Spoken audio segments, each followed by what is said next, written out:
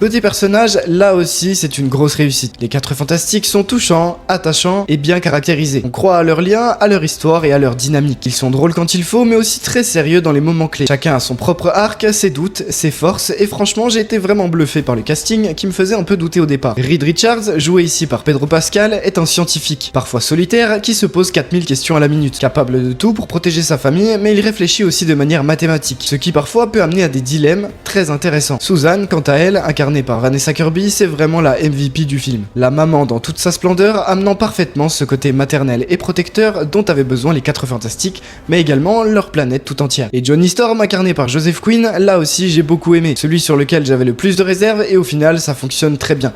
Il est drôle, attachant, touchant parfois également, et ses pouvoirs sont extrêmement bien représentés. On découvre ici une vraie torche humaine. Et quant à Ben, incarné par Ebon Moss, il est très fidèle aux comics. Un rock, mais avec un cœur sous sa carapace, et on le ressent à plusieurs moments dans le film. Cependant, j'ai trouvé qu'il était développé un peu plus en surface que les 3 autres selon moi, et c'est un petit peu dommage, mais c'est normal aussi. Également, leur rapport avec la population est super bien traité. Toujours sans spoiler ici, mais on sent que ces héros sont installés, qu'ils font partie de ce monde, et que ce monde les regarde parfois avec autant de fascination que de crainte. C'est subtil, bien écrit, et même les rôles secondaires ont été soignés. En parlant de rôles secondaires, Galactus et la surfeuse d'argent sont incroyables. Je m'attendais à un design peut-être discutable ou parfois trop abstrait, mais non. Ici, c'est propre, c'est ambitieux et l'adaptation fonctionne super bien à l'écran. La surfeuse notamment, que beaucoup attendaient au tournant, est bien plus qu'un gadget visuel. Elle a une vraie présence. Et elle est bien mieux représentée que le Norrin Radd de l'époque dans les vieux films des 4 Fantastiques.